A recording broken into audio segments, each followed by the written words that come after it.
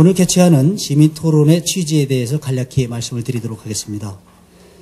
앞서 말씀드린 대로 올해 평생학습축제는 전국의 평생학습 전문가와 실천가를 대상으로 평생교육의 국제동향 이해와 학습토론 등 학술축제로 준비를 했습니다.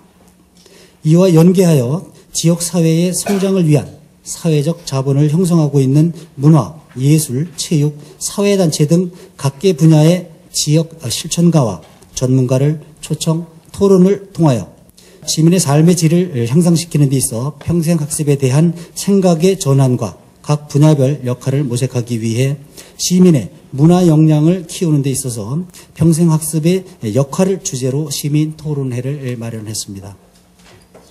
이번 평생학습축제와 시민토론회를 전환점으로 시뿐만 아니라 시민의 삶의 질을 향상시키는 데 있어 일정 부분 역할을 하고 계신 여러 단체, 기관, 각계 구성원들이 그동안 쌓아온 역량과 비전의 공유를 통해 우리 시의 문화적 발전 방향에 대한 인식과 역할을 재정립하는 기회가 되시길 기대해 봅니다.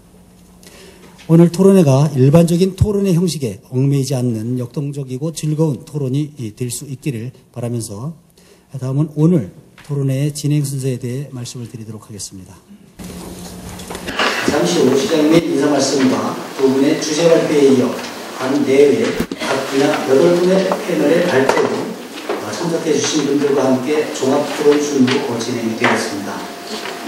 종합토론에서는 참석자 여러분께서도 좋은 의견을 제안해 주시고 제안된 사업이 구체화될 수 있도록 힘을 모아주시기 바랍니다. 다음은 개회에 앞서 오늘 토론회를 위해 참석해 주신 분들을 소개해 드리도록 하겠습니다. 먼저 토론을 이끌어 주실 좌장으로 김찬호 성공회대학교 교수님께서 참석해 주셨습니다. 김찬호 교수님께서는 연세대 사회학과 교수로도 재직하시면서 문화인류학과 도시문화론을 강의하고 계십니다.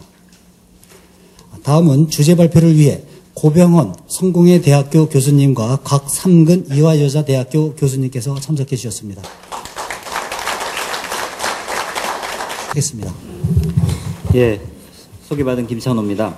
뭔가 시흥에 보다 나은 삶, 우리 자녀들에게 우리보다는 더 나은 그런 삶을 물려주고자 하는 그를 위한 지혜를 모으는 자리, 이것만큼은 함께 좀 공유해 주시면 굉장히 우리 유익한 생산적인 그런 시간이 될 거라고 생각합니다. 오늘 발표가 2분으로 예정이 되어 있습니다. 먼저 발표가 고병헌 선생님의 삶과 문화인데, 삶, 문화, 이 두 가지 말 전부 다 너무나 거창한 말이고 쉬우면서도 좀 딱 한마디로 잡히지 않는 그런 개념입니다. 삶을 영어로 번역하면 라이프죠. 근데 라이프가 여러 가지 뜻이 있더라고요. 저도 번역하다 보면 어떤 땐 인생이고, 어떤 땐 생명이고, 어떤 땐 생활이고, 어떤 땐 생애고, 이 라이프에 해당하는 우리말의 번역어가 굉장히 많은데 지금 말씀드린 건 한자어고 일본어에서 나온 말들입니다. 근데 삶이라는 것은 또 한국 고유의 말이거든요. 인생하고 또 다른, 생활과도 다른 굉장히 포괄적이고 그런 개념이 오늘 첫 번째 발제의 핵심 키워드로 잡혀 있습니다.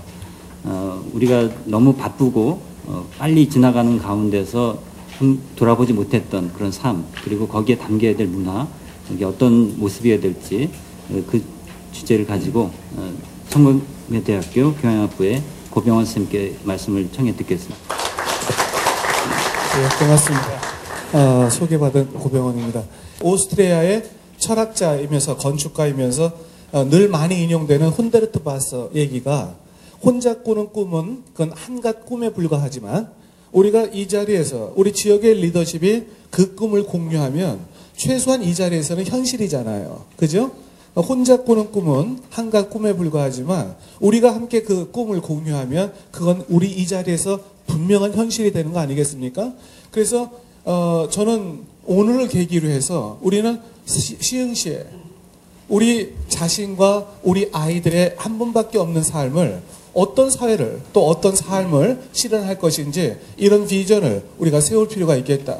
비전이라고 하는 것은 그냥 그려보는 것이 아니라 원하는 미래가 있어야 되는 거죠. 그 원하는 미래는 어떻게 인수분해가 되냐면 예측되는 미래와 우리의 가치를 녹아내는 거죠. 근데 미래 예측은 누구라도 할 수 있겠습니다만 저 가치의 문제는 오늘 이 자리를 채우신 우리 지역의 리더십인 여러분들의 아름다운 가치를 녹아내지 않으면 누가 대신할 수 없겠다라는 얘기죠. 그래서 미래 예측과 아름다운 가치가 함께 녹아난 것을 우리는 원하는 미래다. 그리고 그것을 또 실현시키는 데 있어서 오늘 이 패널들 분들뿐만 아니라 이 자리에서 계시는 이 많은 분들의 그동안의 실천들이 서로 네트워크되고 시너지를 해야 저 실현 능력이 생기는 거다. 그래서 원하는 미래가 있어야 되고 거기에 실현할 수 있는 이런 노하우나 경험, 이런 분들이 계셔야 저 전망은 실현된다. 또 그렇게 됐을 때 우리 시흥시는 아름다운 대안적 전망을 가졌다. 이렇게 얘기를 하지 않겠습니까? 그래서 이제 미래 우리가 그걸 하나 보고 이제 3 얘기를 이렇게 보려고 하는데요. 좀 빠르게 나갈 텐데요. 지식사회가 이제 어떻게 왔냐면 이제 부를 중심으로 이렇게 말씀을 드리게 되면 지식사회가 어떻게 됐냐면은 저기 엘빈 토플러 얘기예요. 미국 엘빈 토플러 얘기인데 제3의 물결이라고 얘기를 하죠. 우리 시흥시가 지금 어떤 시대를 가고 있을 때 우리는 어떤 가치를 해야 되느냐 이 얘기를 좀 드리려고 하는 건데 이게 이제 부가 처음 나온 게 농경사회죠. 그걸 이제 엘빈 토플러가 제1의 물결이라고 얘기를 했습니다. 그리고 이제 그 농경사회에서 저 부를 창출하는 어떤 핵심적인 발전기, 동력이 있잖아요. 이게 왜 중요하냐면 발전기가 뭐냐에 따라 생산 방식이 결정되죠. 그리고 생산 방식이 뭐냐에 따라 어떤 유형의 사람이 필요한가 이게 결정이 될 거고 그러면 교육은 어떻게 해야 되느냐 이렇게 순서가 결정이 되지 않습니까? 우리 시흥시에서 교육을 찾아서 나가는 이런 게 아니라 교육 때문에 우리 시흥시를 찾게 되는 이런 아름다운 비전을 우리가 할 때는 우리가 위기를 기회윤으로 삼으려고 한다면은 시대 선도적으로 치고 나가야 된다. 근데 이 시대는 뭘 요구하는지. 그런데요, 기득권층은요, 바뀌기가 힘들어요. 지금 느끼고 있는, 우리가 하고 있는 기득권이 지금 질서에, 이게 신경계가 뻗어 있기 때문에요. 시대 변화를 봐도 바꾸기가 힘들거든요. 하지만 우리 시흥시 같은 경우는 훨씬 더 변화가 우리에게 기회 요인일 수 있지 않겠냐는 얘기죠. 예를 든다면 제1의 물결 저 부분은요. 저거는 토지예요. 토지가 핵심적인 동력이어가지고 생산 방식이 뭘로 가냐면은 이렇게 그 재배 방식으로 가죠. 그죠? 그렇게 가는데 요게 이제 뭘로 바뀌냐면 산업사회 제2의 물결이라고 얘기를 하는데 뭐냐면 에너지죠. 그래서 이제 기계 생산이 가능하죠. 우리 오늘 이 리더십들은 저 에너지가 생산 방식인, 핵심 동력인 이런 시대에서의 성공 사례들이죠. 그죠? 근데 우리는 그것과는 관계없죠. 우리 아이들은 제3의 물결, 저 지식사회에서 태어났죠. 그리고 저길 살고 있고 앞으로 올 세상을 살고 있겠죠. 저 지식사회는 뭐가 동력이냐면 저건 지식이지 않습니까? 저거는 이제 지식인데 저 지식은 다른 거와 다르게 아까 토지는 뭐라고 했냐면 저거는 재배를 영어를 써서 죄송합니다. 토지가 발전기일 때 생산 방식은 재배죠. 그리고 여러분 학창 시절에 어렸을 때는 제조, 메이킹 하는 게 그거였죠. 핵심 방식이죠. 근데 이미 오래전의 세계는 thinking이죠. 아직 저거에 걸맞는 용어를 못 찾아서 영어를 할 수 없이 쓴 거거든요. 여기에 문화 냄새가 나지 않겠습니까? 여러분 자녀들은 지금 어떤 기로에 서 있냐면은 우리 아이들이 지금 저런 문화적 자산을 소비자로 평생 돈 내며 살 건지, 그죠? 문화의 컨텐츠를 생산하면서 지식사회, 정보사회 속에서 또 다른 아름다운 가능성을 창출할 건지 이런 기로에 서 있다. 이런 기로에 서 있는데 이런 부분에 대해서 바로 오늘 우리가 삶과 문화라고 하는 이런 주제를 가지고 얘기하는 게 아주 중요한 이런 부분이죠. 저 질문 안 하니까 눈 피하지 말아요. 질문 안 해요. 괜찮아요. 그렇게 뒤에 앉아 계시고 괜찮잖아요. 눈이 마주치더라도 절대 피하지 마세요. 서로 무서우니까. 이렇게 질문 안 하잖아요. 지금까지도 안 했잖아요. 시간도 없는데 하겠습니까? 이렇게 되죠. 자, 또 하나 우리가 보게 되면은 어떻게 돼요? 우리는 저 학창 시절을 저렇게 공부했어요. 맞죠? 벼락치기를 했잖아. 맞죠? 눈 마주치고 있으니까 좋잖아요. 그죠? 이렇게 벼락치기를 우리가 했어요. 그런데 저게 잘못된 게 아니라 우리 땐 저랬어요. 그런데 여러분 경영학의 대부인 피터 드러커가 지식사회를 대응하려면 저런 벼락치기 공부 가지고는 가능치가 않은 거예요. 그래서 5%의 숨통을 줘야 되는 거 아니겠습니까? 저 5%의 숨통을 피터 드러커가 세계 경영학의 대부인 피터 드러커가 뭐라고 했죠? 저 인문학적 상상력이에요. 그죠? 그래서 오늘 우리가 이런 자리를 말하는 거죠. 근데 제가 과격한 용어를 쓰는 것이 아니라 제가 읽었던 미래서적에 저 작은 따옴표를 썼다는 얘기는 저의 용어가 아니지 않습니까? 지금 당신은, 제가 미래서적을 읽고 있는데 당신은 당신사의 지식인일 거다. 왜? 이 책을 읽고 있으니까. 근데 미안하지만 조만간 당신은 당신이 지식인으로서 달고 다니는 지식은 조만간 쓰레기가 될 거다. 저게 미래서적 얘기예요. 근데 그렇게 되지 않으려면 어떡하라고요? 저것을 뭐예요? 인문학적 상상력을 돌려서 자원화시켜야 되는 거예요. 우리는 지식사회 정보사회 속에서 이 지적재산권의 소비자로 전락할 건지, 그죠? 생산자로 할 건지. 여러분 일본 만화 영화 아세요? 일본 만화 영화가 두 종류의 만화가 있죠. 어떤 걸 경험했을지 모르겠습니다만 단조로운 화면에 아주 단조로운 언어만 나오는 성인 만화가 있을 거고요. 그죠? 아니면 이제 세계를 감동시키는 일본 만화는 하나같이 뭐가 돼 있어요? 일본 신화에 바탕을 두죠. 만약에 기술의 문제였을 때는 디즈니나 허리우드 영화가 우리한테 용역이 들어왔죠. 근데 세계 기술력이 평준화돼야 안 돼요? 평준화되죠? 그러니까 기술력이 똑같으면 인건비지 않습니까? 그러니까 한국에 들어왔던 어떤 그런 것이 어디로 가요? 중국으로 가죠? 그러니까 우리는 어중간하게 떴죠? 그런데 지금 재난을 당하고 있는 터키 쪽하고요. 우리 이 동쪽, 이쪽하고요. 이거 이렇게 연결시켜 보면은 동쪽에, 우리가 터키 가면은 역사라는 분들이 그런 얘기를 하죠. 터키 사람들이. 우리 조상이 너처럼 생겼다? 이럽니다. 맞죠? 그런데 동쪽에 한국에서 서쪽에 터키까지 모르겠어요. 그 한족이 만리장성으로 누구를 두려워했는지 모르겠지만 이렇게 가다 보면 중간에 뭐 우즈베키스탄, 카자흐스탄 있잖아요. 그게 시오디그 아레아니은, 쌍디귿 아레아니은, 쌍디귿 아니은, 쌍디귿 아이응이죠. 땅. 우즈베키스탄, 카자흐스탄 이렇게 되겠죠. 그래서 동쪽에 한국에서부터 서쪽에 터키까지 발견되는 신화가 몇 개예요? 7,000여 개라고 하죠. 여기에 한국의 IT가 결합하면 그게 기업에서 말하는 블루오션이죠. 이게 문화다. 이게 문화다라는 얘기죠. 이런 엄청난 가능성이 있는데 한국종합예술학교의 그 만화학과 교수들이 하나같이 무슨 얘기를 하고 있습니까? 스스로 고백들 하고 계시죠. 난 아주 솔직하고 정말 아름다운 자세라고 보는데 우리 만화학과 교수들이 기술은 가르칠 수 있는데 지금 인문학과 신화를 가르칠 수 있는 교수가 없다. 우리 안에. 이게 한국종합예술학교 만화학과 교수들의 아름다운 고백이에요. 이런 거죠. 이런 상황 속에서 오늘 시은 씨가 무슨 얘기를 제일 먼저 치고 나갔어요? 삶과 문화라고 하는 앞으로 미래 산업의 핵심 동력, 이 부분을 평생학습과 지금 접목시키려고 하는 이런 매우 중요한 순간에 와 있는데 이런 부분 속에서는 이 다양한 영역의 분들의 그동안의 노하우가 네트워크되지 않으면 절대 가능치가 않다. 이제 이런 부분들을 여러분의 가능성을 오늘 여러분들이 확인하시면 어떨까라는 생각이 듭니다. 정보사회 하나만 더 이렇게 해보면은 이 정보사회는 어떻게 되냐면은 이런 과정을 거치죠. 정보격차가 발생하는 순간에 어떤 일이 벌어지냐면 학습격차가 발생하게 됩니다. 그리고 학습격차가 발생하게 되면 소득격차가 발생하고 이게 사회적 불평등으로 가고 사회적 배제가 생기면서 가난의 대물림 구조가 들어가는 것이죠. 그죠? 이런 부분 속에서 이 지식 정보사회 속에서 적어도 시흥시만은 저 정보격차가 개인의 노력과 개인의 재능으로 그것이 결정되는 이런 야만적인 사회는 만들지 않겠다. 교육이 특권이 아니라 권리인 세상이 가능할 수 있다라고 하는 이런 아름다운 전형을 오늘 여러분들이 이 자리에서 그 희망을 만드는 것이 아닐까 저는 이렇게 생각을 합니다.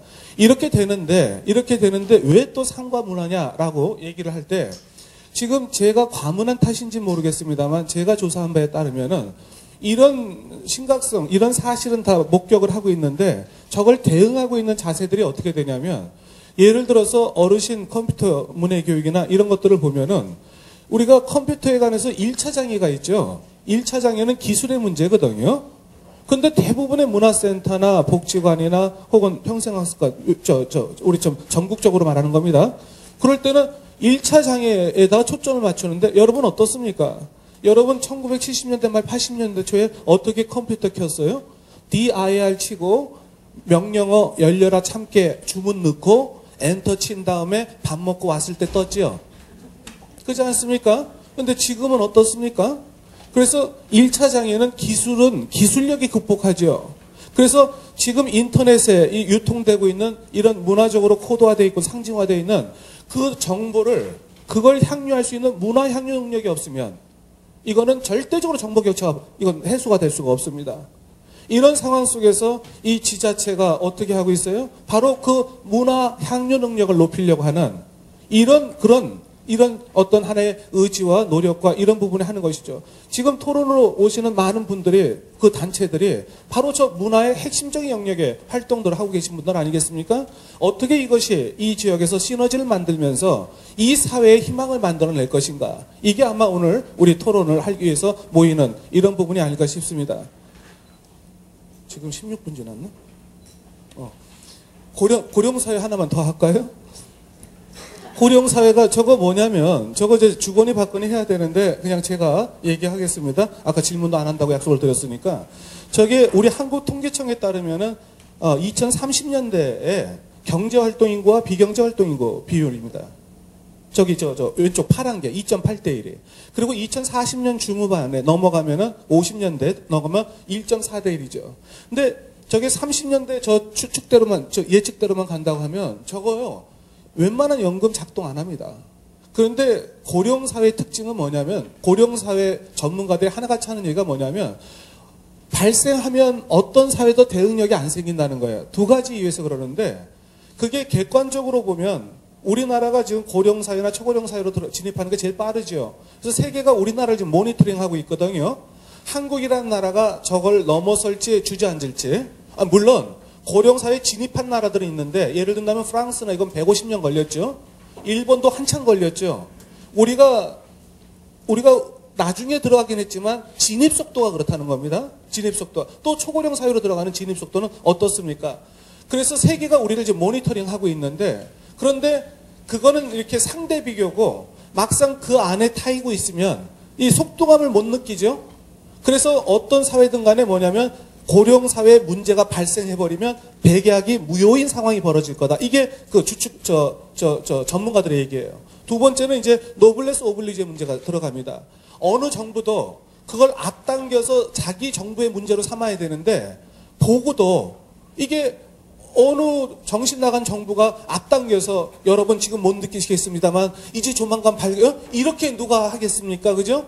내가 피할 수만 있으면 피하겠죠. 그러니까 그 문제가 발생하면 역량을 가지고도 또 기회를 놓칠 확률이 높다. 이런 얘기거든요.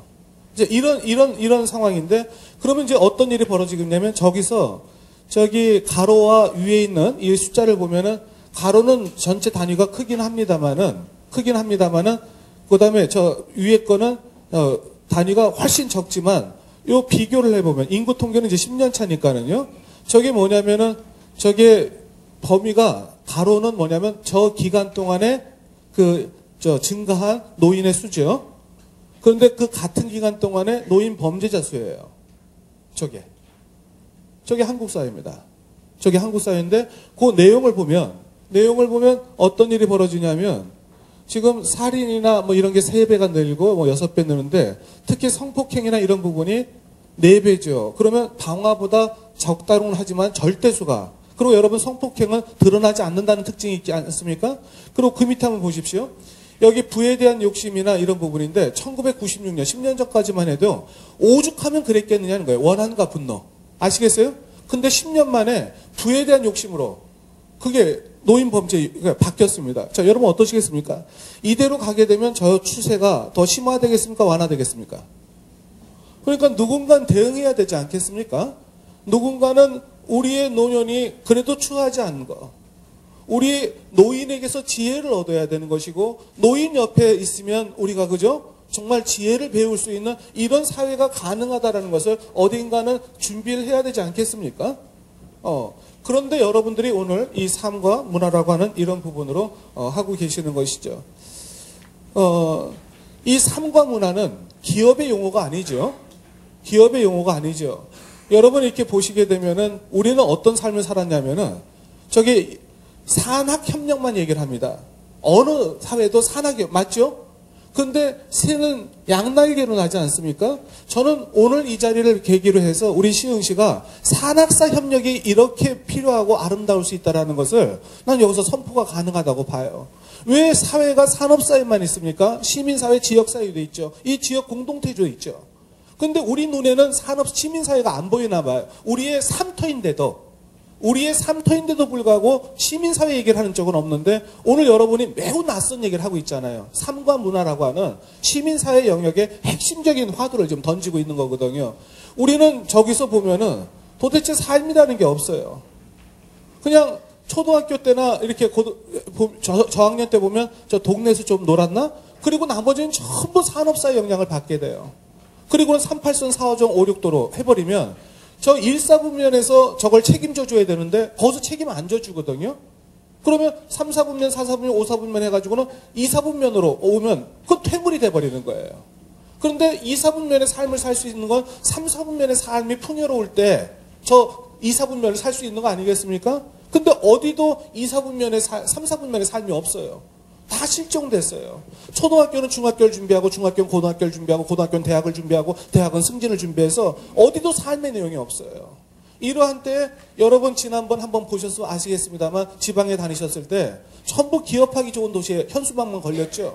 사람 살기 좋은 도시는 어디 있어요? 기업하기 좋은 도시는 알겠는데 현수막들이 다 걸려있는 그것이 기업하기 좋은 도시는 맞는 것 같은데 사람 살기 좋은 도시는 어디 있냔 말이에요. 그러나 미래사회에서 하나같이 OECD 국가나 뭐나 하는 얘기가 뭐냐면 삶을 살아가는 힘을 요즘은 핵심 능력이라고 얘기하지 않습니까? 삶을 살아내는 힘, 이게 핵심 능력이죠. 왜? 산업사회는 전체적으로 세계 수준의 기술력이 낮았기 때문에 기업의 입장에서 생산성을 높이려고 할 때는 기술이 중요했어요. 근데 세계 기술 수준이 현격히 높아졌고 세계 기술 수준의 평균이 아주 평준화되어 있어요. 그러면 기업의 입장에서는 기술은 중요치 않아진 것이 아니라 기술은 기술이 더 잘 해결할 수 있기 때문에 여러분 자녀들에게서 뭘 보려고 해서 면접이 늘어지고 있습니까? 기계나 기술이 대체할 수 없는 인간의 능력, 이걸 보려고 면접이 길어지지 않겠습니까? 그래서 이미 세계적으로는 몇 박 며칠의 면접을 하는 것이고 한국도 어떻게 돼요? KT는 1박 2일, SK는 8시간 이렇게 하는 것이죠. 기술력이 중요치지 않은 게 아니라 기술은 기술이 잘하기 때문에 지금 지식사회, 정보사회 속에서는 뭘 본다고요? 그 삶의 결을 보려고 한다. 삶의 결을. 바로 이 삶의 결을 어떻게 우리가 지원해낼 것인가, 이런 부분들이 평생학습의 핵심적인 화두 아닐까라는 얘기죠. 그죠? 이럴 때 이제 여러분들의 어떤 노하우, 그 다음에 경험, 이런 것들이 아마 절실하게 필요한 시점이 아닐까, 이렇게 생각합니다. 고맙습니다.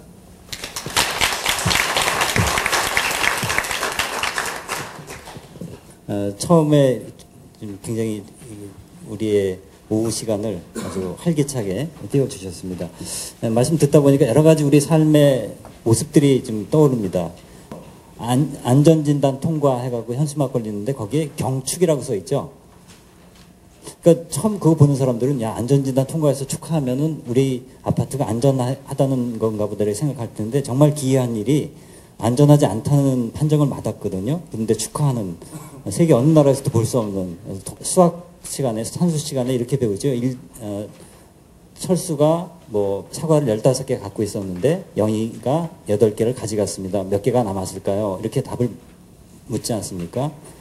근데 거기에서 이렇게 묻지 않는다는 거죠. 그때 철수의 마음은 어땠을까요? 영희가 뺏어갔을 때하고 철수가 자발적으로 줬을 때하고 다르겠죠. 그런 거에 대한 질문 안 하는 거죠. 왜? 정답이 없으니까. 근데 이제는 그런 걸 물어야 된다. 그게 삶이고, 우리가 지금부터 아까 말씀하신 삶의 결이라는 게 곧 마음의 결이라, 그런 생각이 듭니다. 예, 이렇게 이어서 그러면 이제 곽삼근 교수님의 문화 역량에 대한 그런 말씀을 듣겠는데, 앞에 발표 일을 해주신 고병원 교수님께서 아주 정말 이렇게 판을 잘 펼쳐 놓으시고 또 방향 제시를 너무나 잘 해주셨습니다. 그리고 제가 이제 이에서 발표할 내용은 삶과 문화가 있으면은 그러면은 그 문화를 향유할 수 있는 능력이 굉장히 중요한데, 그것이 곧 문화 역량의 제고의 길이고, 그러면 그것을 무엇을 통해서 할 수 있는가가 바로 평생교육의 역할이다라는 거를 저는 이제 연결시켜서 말씀을 드리겠습니다. 사실은 이걸 2시간 할 강의 분량을 이렇게 가져와서 지금 20분 동안 토론을 해야 하니까 사실은 이제 굉장히 좀 빠르게 진행을 해야 됩니다. 그래서 거의 쉼 없이 진행을 하는데, 저는 사실은 여기 오신 분들께서 굉장히, 뒤에 분들 굉장히 젊으신 분들이 많으시고, 시흥의 평균 연령이 31세 정도 된다고 하니까 다른 도시에 비해서 굉장히 이제 활기차고 그런 젊은 도시의 분위기가 바로 오늘도 여기에서 지금 나타나고 있는 것 같습니다. 우리가 아까 고 교수님께서 농경사회에서 산업사회 그리고 이제 정보사회로 왔다라는 거를 아주 잘 소개를 해주셨는데, 저는 그럼 지금 교육의 평생교육의 역할이 그럼 그 시대 변화에 따라서 무엇이 어떻게 달라져야 하는가를 조금 더 연결시켜서 말씀을 드리기로 하죠. 우선 농경사회에서의 그 힘, 그 힘, 농사 짓는 힘이라는 것이 산업사회에 와서 이제 기술로 됐다면, 지금은 이제 아까 그 상상력, 인문학적 상상력, 결국 저도 그것이 굉장히 중요한 능력이라고 생각을 하는데, 사실은 우리가 그러면 경제에 이제 더 이상 우리가 관심을 두지 말아야 되는가, 문화에서. 저는 문화라고 생각하면은 사실은 인간이 가지고 있는 우리의 삶의 거의 정 영역에 이제 해당을 하죠. 그동안 우리가 학교 교육에서 너무 지식을 위한 지식 습득 이렇게 했다면은, 이제 평생교육 시대에는 정말 삶을 중심으로 하는, 날리지가 중심이 아니라 하나의 그 라이프 센터드라면은, 이 삶은 정치, 경제, 사회 모든 영역을 아우르기 때문에 경제적으로 향상되는 것도 중요하고, 그리고 정치적으로 민주화되는 것도 중요하고, 그러면서 저는 이 평생교육은 곧 학습에 생활하다, 그리고 동시에 자본하다. 그러니까 학습을 하지 않으면 이제 살기 어렵다라는 거죠. 그래서 경제 자본 시대에서 이제는 문화 자본 시대라는 용어까지 사용을 하는데, 그 문화 자본에는 분명히 우리가 어떤 이제는 뭐 그러면은 농사 짓는 것에 초점을 맞추었던 그 과거의 농경 사회에서 이제는 또 기술 하는 것 그 정도가 아니라 뭔가 문화에 해당되는 것만 경제 활동으로 우리가 생각을 해야 되느냐, 그러한 이야기라기보다는 이제 경제적인 어떤 발전을 위해서라도 문화를 빼놓는다면, 인문학적인 상상력을 빼놓는다면 경제 발전 자체에 굉장히 큰 지장을 초래한다. 저는 문화자본 시대를 이제 그렇게 해석해 보자라는 거죠. 그리고 우리가 세계화 시대를 얘기하지만 사실은 어떻게 보면 그거는 지역화 시대라는 그런 특징을 기반으로 해야 하고, 특히 전 지구가 이제 하나의 돌덩어리가 아니라 하나의 생명체라는 그런 시대에서 시흥은 정말 굉장히 좋은 그런 여건, 조건을 갖추고 있는 도시다라는 그런 생각을 합니다. 우리가 한국 사회에서 특히 전체 평균적으로 보면은 캐나다 학자가 지구의 그 어떤 지금 위험, 환경 오염을 토대로 해서 생태 발자국 지수라는 걸 계산을 했어요. 그런데 이 생태 발자국 지수를 한국에 적용을 해보니까 세계 평균은 2.7 글로벌 헥타르인데 한국 사람들은 3.7 글로벌 헥타르라는 거죠. 사실은 한국의 토지에 비례하면은 0.7 글로벌 헥타르만 소비하면은 딱 좋은데, 그것보다 생태적인 빚이 훨씬 많은 나라가 우리나라라는 거예요.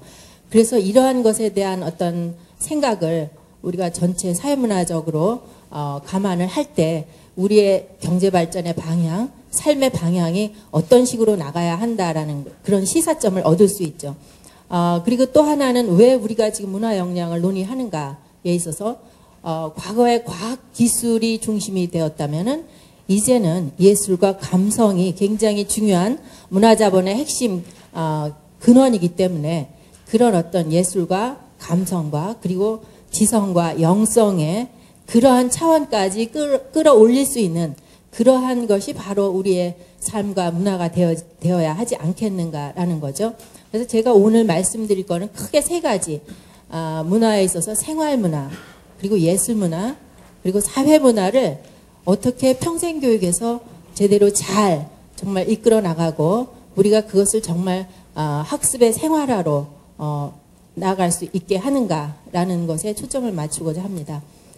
시민의 문화 역량이라는 그런 이 주제가 저는 이 주제를 받고 굉장히 시흥시가 정말 앞서 나가고 있다라는 그런 생각을 했습니다.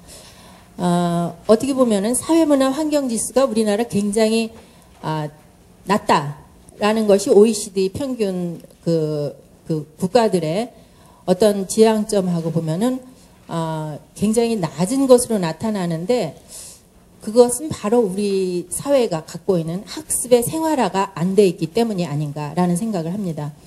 그래서 우리가 그전 과거에 시민 하면은 시민사회, 시민권 혹은 시리즌십이라는 것을 이제 교육의 측면에서, 학습의 측면에서 새롭게 시민성으로 해석을 해야 되는데, 마침 몇 년 전에 그 리고베르타 멘추가 이화대학에 와서 강의를 할 때 저는 굉장히 주목해야 할 만한 그런 이야기를 했다라고 생각합니다. 이제 인권 운동은 과거의 투쟁 일변도에서 벗어나 일상에서 어떻게 실천할지를 고민해야 한다. 요거는 바로 교육과 문화가 얼마나 우리 삶에서 이제 중요한지라는 것을 갈파한 이야기고, 그래서 저는 일상과 정치의 결합이 바로 시도되어야 하고 시민사회에서는 그거를 실천해야 된다라는 거죠. 그래서 일상적인 삶에서 관련되는 정책을 끌어오는 것, 이게 필요하고, 또 하나는 밑바닥에서부터 풀뿌리 방식의 변화가 필요한데, 그것은 제가 오늘 결론으로 이야기할 일상생활 실천가를 양성하는 것, 그것이 이제 평생교육의 역할이 되어야 한다라는 것과 연결을 짓습니다. 그러면 이제 문화 역량이라는 건 도대체 뭐냐? 그거를 어떻게 보면은 국가나 도시의 차원에서 보면은 사회문화 환경지수라는 그 잣대로서 문화 역량을 이야기하고, 그렇다면 이제 개인의 입장에서 두 번째는 시민 개인의 삶에 있어서는 하나의 키 컴피턴스, 핵심 역량이라고 볼 수 있는 거죠. 그래서 그 핵심 역량에는 문해력에는 뭐 여러 가지 글자를 읽는 정도뿐만 아니라 그것을 어떻게 정말 비판적으로 읽느냐, 어떻게 그런 어떤 표현력까지, 여기에 뭐 요즘에는 뭐 컴퓨터까지도 다 합해서 리터러시를 이야기하는데, 그러한 생활할 때 문해력과 그 다음에 직업과 관련된 일하는 기초 능력, 이것도 결국 시민들의 핵심 역량에 속하고, 그리고 이 세 번째 지금 아주 중요한 것은 존재를 위한 삶의 능력, 바로 이것이 이제 생애 기술이죠. 그러나 이러한 그 능력은 우리나라 교육에서 별로 그렇게 주목하지 않았던 부분입니다. 아까 고 교수님 말씀하신 것처럼 우리가 기업하고 직장 다니고 이런 거에는 많은 투자를 했지만 학교 교육에서 정말 생애 기술, 이것이 바로 시민 문화를 형성하는 가장 토대가 되는 능력인데, 여기에 주목하지 못했다라는 것. 그리고 또 하나는 이제 문화 역량의 그 예술적인 역량을 일상에 적용하는 능력. 저는 오늘 여기에 굉장히 이제 큰 비중을 두어서 말씀을 드리고자 합니다. 예술적인 역량을 일상에 적용하는 능력을 문화적인 역량으로 보았을 때 우리의 삶이 굉장히 달라진다라는 거죠. 그래서 이제 그 면에 주목을 하면서 우리가 갖고 있는 시민 문화에서의 어떤 사회적인 그 지표, 한국의 사회 지표가 굉장히 낮다라는 것. 이것도 결국 예술적인 역량을 우리 사회에 적용하지 못했기 때문에 이렇게 낮게 나타났다라는 그런 생각을 하고, 그 다음에 또 하나는 시민의 핵심 역량을 크게 세 가지로 볼 수 있어요. 어떻게 보면은 여기 오신 분들은 굉장히 잘 실천하고 계시겠지만 관계를 잘 맺는다는 거, 그리고 또 하나는 자율적으로 행위한다라는 거, 그 다음에 굉장히 자원을 잘 활용하는 능력, 이것이 시민의 기초 역량으로서 문화 역량의 핵심으로서 작용을 하고 있습니다. 그 다음에 이제 오늘의 제가 역점을 두고자 하는 예술적인 역량을 일상생활 속에 적용시키는 능력에 있어서는 정말 우리가 지금 정보사회에서 어떤 아까 지식이라는 것, 그 다음에 가장 중요한 것이 무엇을 창조하는 능력이거든요. 거기에는 이제 창조적인 역량이 굉장히 필요하다. 그리고 신미성이라든가 혹은 잘 노는 것. 놀이를 잘 해야지 사실은 우리가 일도 잘할 수 있고 또 학습도 잘할 수 있고, 그래서 요즘에 평생학습 시대를 흔히 일과 학습과 놀이의 통합 시대다. 그러니까 사실은 오늘 이런 토론에도 하나의 축제이면서, 많은 사람들이 축제는 뭔가 나가서 놀고 뭐 이렇게만 생각하는데, 이 지금 토론회라는 게 가장 멋진 축제거든요. 과거에 소크라테스 시대에는 정말 그냥 뭐 공부라는 것을 따로 학교에 가서 한다기보다 길거리 다니면서 질문하면 답변하고, 그다음에 시장에 가서 물건 사면서 그것이 또 문답하는 것이고, 목욕탕에 가서 목욕하면서 또 질문하고 답변하고, 뭐 그게 그냥 축제이면서 공부이면서 놀이이면서 그것이 가장 높은 수준의 사실은 공부예요. 길거리 그냥 뭐 공부라는 것을 꼭 교실에 앉아서 책을 통해서 공부한다라는 것이 아니죠.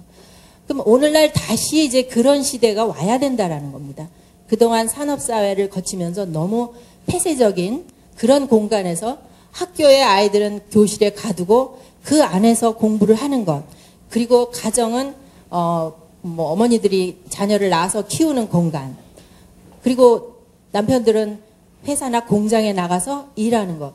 그러니까 일과 또 가정에서의 놀이와 그 다음에 또 학습과, 이것이 다 별개로 분리된, 마치 시멘트 장벽에 다 가려있는 그러한 삶을 살았다면은 지금은 이제 우리가 그런 벽을 다 털어야 되는 거죠.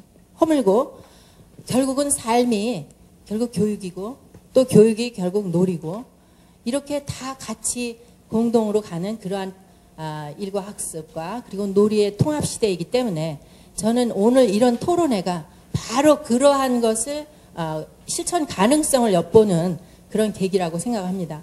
그렇다면 거기에 이제 지식도 들어가지만 예술적인 감성, 신미성 이런 것이 들어가는데, 여러분들께서 많은 분들이 나는 뭐 예술하고는 거리가 멀어. 아마 대부분 그렇게 생각하실 거예요. 특히 남성분들. 왜냐? 나는 뭐 음악도 잘 모르고 미술도 잘 모르고 그렇다고 내가 뭐 시를 아는 것도 아니고, 이렇게 생각을 하시거든요. 그런데 그거는 하나의 장르로서의 예술이에요. 그런데 예술적인 역량이라는 것은 물론 그런 장르 예술의 활동을 통해서 얻어질 수는 있어요. 그러나 그 이외에도 굉장히 다른 근원에서 또 얻을 수 있는 부분이 있습니다.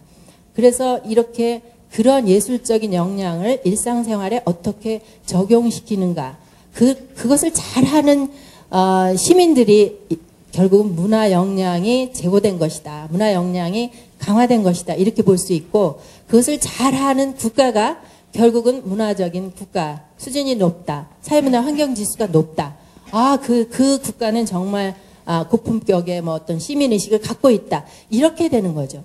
그러면 그 예술적인 역량이라는 것은 단순한 어떤 뭐 악기를 잘 다룬다라는 그런 차원이 아니라는 것을 느끼실 수 있을 것입니다. 그래서 우리가 문화적인 정체성이라는 것이 굉장히 중요하고, 그 문화적인 정체성을 제대로 갖고 있느냐, 시민이 그것을 제대로 갖고 있다, 그러면 그 시민은 문화 역량이 굉장히 높다, 이렇게 얘기할 수 있는 거죠. 그래서 과거에는 경제 개발 시대에는 인적 자본이라는 말을 굉장히 많이 썼는데, 그거는 한 개인의 어떤 교육을 받은 능력, 그러나 이제는 사회적인 자본이 굉장히 중요한 거죠. 그러니까 서로 연결짓고 관계를 형성을 잘하고.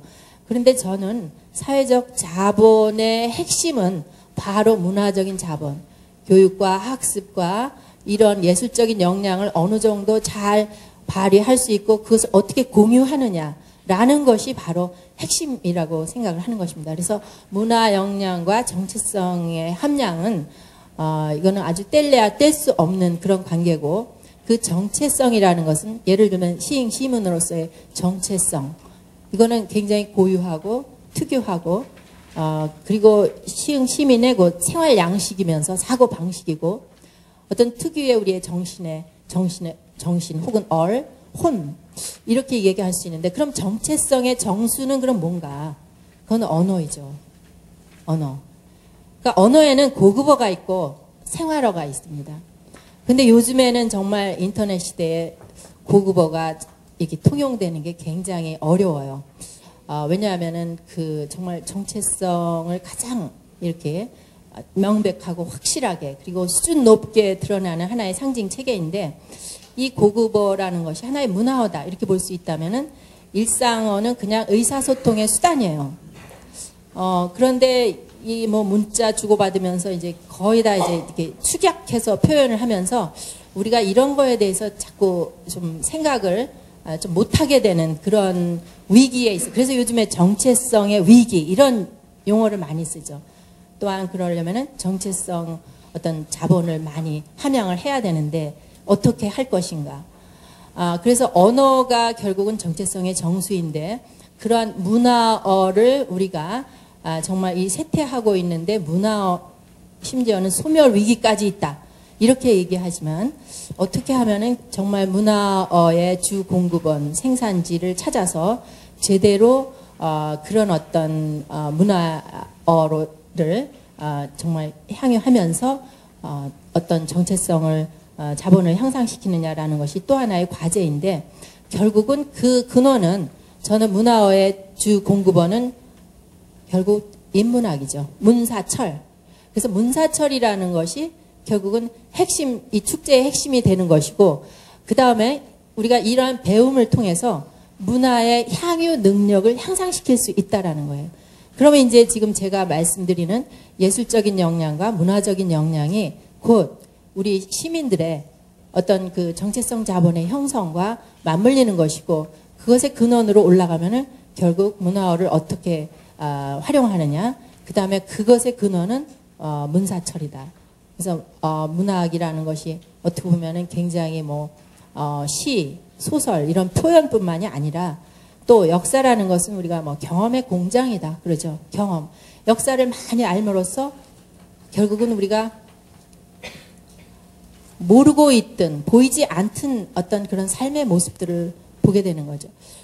제가 그 사마천의 사기를 우리 중고등학교 다닐 때 뭐 읽어야 할 책 목록 쫙 할 때 뭐 들어가는데 그 중에 이제 사마천 사기 그냥 외우면은 별로 그게 그래 뭐 역사를 그렇게 썼어. 그런데 그분에 대해서 왜 이 양반이 정말 위대한가라는 그 이야기를 들을 때 저는 제가 정말 그래서 우리가 대단하구나. 삶을 살아도 이렇게 한번 살아보면은 멋지겠구나. 역사를 배우는 이유가 있는 거죠. 그 중에 하나가 지금 시간이 별로 많지는 않지만 정말 내가 살아야 할 그런 어떤 소명의식. 만약에 그 사마천이 어떤 뭐 사형의 위기에 놓였을 때 사형을 면할 수 있는 방법은 뭐 52만인가 뭐 어마어마한 돈을 내거나 아니면은 정말 궁형을 당해서 그 사형을 면할 수 있는 길이 있을 때 궁형이라는 것이 뭔지는 아세요? 예. 남성으로서의 뭐 4시가 된다고 그러더라고요. 그런 궁형을 받는다는 건 치욕인데 그래도 그것을 감내하면서 나는 살아야 한다. 왜? 내가 지금 죽으면은 정말 이 황소 9마리에서 진짜 털 하나 뽑기는 이건 아무것도 아니잖아요. 그런 죽음을 죽을 것이냐 아니면은 내가 정말 태산이 무너지는 것 같은 그런 죽음을 죽을 것이냐. 여러분 우리의 삶은 만약에 우리가 정말 뭔가를 고통을 감내하면서 살았을 때 그때 같이 그래서 역사를 자기는 쓰기 위해서 그냥 궁형을 감내하면서라도 쓰기로 했다. 그렇기 때문에 우리가 사기를 읽을 수 있었다라는 것을 안다면은 우리는 정말 새롭게 또 역사를 보기 시작하는 거죠. 그래서 이 배움을 통한 문화 향유 능력에 대해서 정말 다시 한번 우리가 그 문사철에 대한 그 비중을 좀 더 한번 알아봐야 되겠다라는 것이고 그 다음에 이제 예술 역량으로서는 뭐 이렇게 영역으로서 도구로서 그러한 어떤 구분을 하고 있고 특히 제가 아까 생각이 굉장히 중요하다라는 거를 말씀하셨는데 결국 철학이라는 것이 하나의 초월의 공장이다 뭐 이런 표현까지 하는데 결국 철학 생각을 하는 시민이 결국 지금 현재의 어려움을 극복하고 새로운 어떤 문화를 창조할 수 있는 그런 또 단계로 나가는 것 아닌가 하는 거죠. 결국은 제가 이렇게 쭉 보면은 오늘 말씀드리고자 하는 것은 이제 문화 향유 능력이 있느냐 없느냐가 문화 역량 제고의 관건이에요. 그러니까 배움을 실천하는 사람인가 이거의 판단 잣대로서 왜 우리는 문화 향유 혹은 문화 창조 능력을 지칭하는가 요거를 이제 평생교육의 관점에서 본다면은 독일에서 문화를 생활문화, 예술문화, 사회문화 이렇게 이제 구분을 하는데 저는 그분들이 그걸 아주 조화롭게 잘 실천을 하고 있다라고 생각합니다. 우리가 생활문화 하면은 많은 교육이 거의 이제 직업교육, 뭐 살아 기술 이런 것이 생활문화다라고 하는데 저는 제대로 생활문화를 향유할 수 있는 능력이 있는가? 이를테면은 가정의 문화를 창조하는 것, 가정에서의 각종 행사들도 결국 굉장히 우리가 제대로 향유한다면은 의미가 있는데도 불구하고 그 의미를 모를 때는 그것이 하나의 노동으로 전락하는 거죠. 그래서 이제 이러한 것에 대한 새로 보기, 그 다음에 이제 예술 문화도 박물관에 있는 예술이 아니라 하나의 우리의 삶의 경험으로서의 예술. 천년 남자의 북한산에 올라가면 그 오래 1000년 전에 정말 석수장이가 조각해 놓은 그러한 것을 볼 때 그 마음을 읽을 수 있는 그 마음, 이것이 이제 삶의 현장에서 우리가 호흡할 수 있는 그런 어떤 예술을 하나의 장르만이 아니라 그런 어떤 고품격 문화로 연결시킬 수 있는 길이다라는 거죠.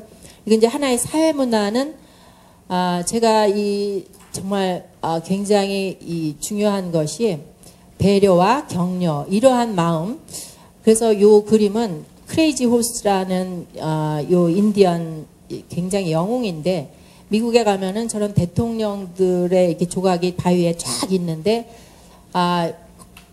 그것은 있지만 인디안에도 분명히 영웅이 있었다.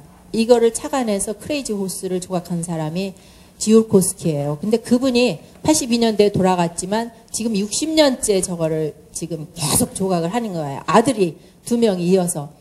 그래서 평생에 이제 작업으로 저걸 하고 있다. 아마 저 이제 지대가 이제 또 명물이 되는 거죠. 굉장한 인디언의 문화를 우리에게 전수시켜주는 그러한 또 어떤 소명감. 그래서 학습살에 사진 몇 장만 보여드리고 이제 마치겠습니다. 자, 생활 속의 문화 역량 제고. 예를 들면 인문학적인 상상력을 동원할 때 호텔이 하나의 숙박업이 되지 않고 그것은 하나의 추억 재생업이 될 때 완전히 하나의 경제적인 가치를 또 새롭게 갖게 되는 그런 계기를 우리가 생각해 볼 수 있다라는 거죠. 그래서 요 몇 개의 사례는 한국 사람들에게 이런 어떤 김환기의 백자 그림이 굉장히 인기가 있는데 요거는 조선백자 달 항아리에서 모티브를 따서 결국 됐다.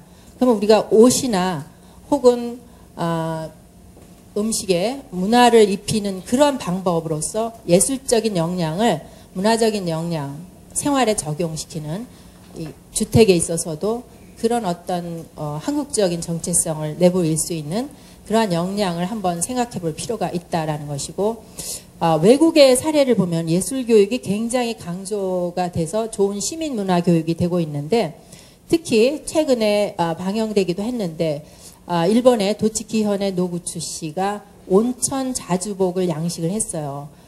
이건 뭐냐면 바다에서만 나오는 것을 온천의 그 영양분이 풍부하다 해서 그 지역의 마을의 생산성을 높이고 문화의 어떤 굉장한 사람들에게 그런 희망을 준 그런 사례. 그 다음에 또 하나는 나뭇잎 사기를 요리용 장식잎으로 상품화시켜서 이 일본의 역시 도쿠시마현의 가미카스 마을에서의 노인들이 정말 45억 원의 매출을 일으키면서 정말 마을 기업이 하나의 생산 문화이지만 이것이 예술 문화와 접목되어서 굉장히 좋은 사례로서 그 마을을 활성화시키는 그런 계기. 그 다음에 불가리아의 이 학습 동아리인 헤리티지 클럽이라는 것은 정말 이 혁신 문화, 자연 지식과 유산의 통합을 위한 클럽으로서 슬로우 푸드의 미각, 감각 이런 교육이지만 결국은 이런 맛, 냄새 이런 것뿐만 아니라 정치나 지역사회 성장의 비판적인 그런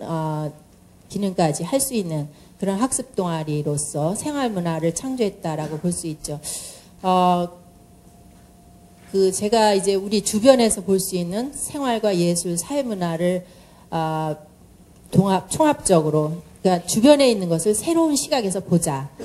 그래서 이런 것이 어떻게 보면은 우리가 흔하게 볼 수 있는 것이지만 새로운 눈으로 예술적인 그런 역량을 우리 일상생활에 적용하면은 그냥 보통 흔히 지나칠 수 있는 이러한 바구니도 예술작품으로서 볼 수 있는 안목, 이러한 것이 큰다라는 거죠. 그러면서 이제 이 노동의 어떤 그런 능력을 어떤 문화나 그리고 작업, 예술의 역량으로서 끌어가고, 그리고 이것이 이제 사회적으로 어떤 새롭게 어떤 문화를 형성하는 그런 계기가 될 수 있다라는 거죠. 그래서 결론적으로 이제 문화 향유 체계를 구축하는 것이 우리 시 차원에서의 평생교육의 역할이고, 그 다음에 무엇보다도 일상적인 생활 실천과 실천학습 동아리를 양성하는 것, 이것이 결국은 굉장히 중요한 그런 어떤 평생교육의 역할이 되겠다라는 거죠. 그래서 일상적인 생활 실천가를 시에서 어떻게 양성하느냐, 이게 곧 이제 문화 역량 제고의 지름길이라 그런 생각을 합니다. 예, 감사합니다.